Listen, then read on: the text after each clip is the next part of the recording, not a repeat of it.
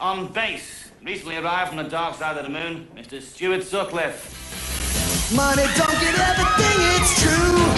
But what it don't get, I can't use, I need more. Backbeat tells the story of a man who, torn between his gift for painting and his love of music, missed fame by a moment. Stuart Sutcliffe was the brightest star who never shone.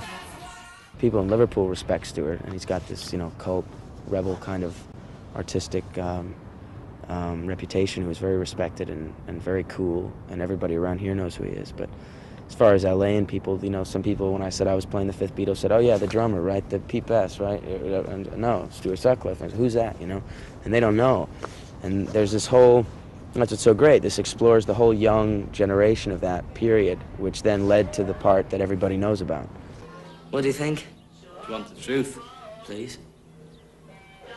Hanging's too good for it.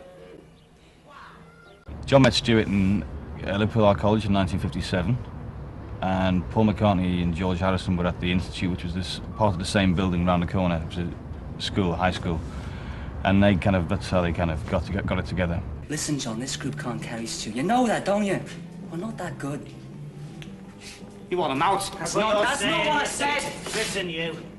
If Stu goes, I go. Do you understand that? Apparently one of the great sources of conflict between McCartney and Lennon and Sutcliffe as well was the fact that McCartney was not impressed by Sutcliffe's musical abilities. He loves being on stage and loves the way the people are and the energy.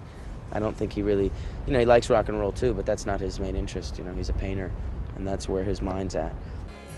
At the heart of Backbeat is the love story between Stuart and the girl he met when the band went to Germany in 1960, Astrid Kircher.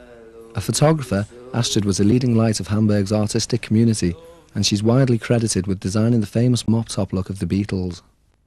This was actually the first time that Astrid had ever seen rock and roll live, ever.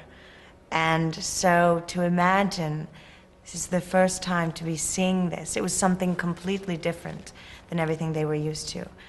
And that and the magnetism that these boys had on stage, and Stuart's had an aura about him. Beep, beep.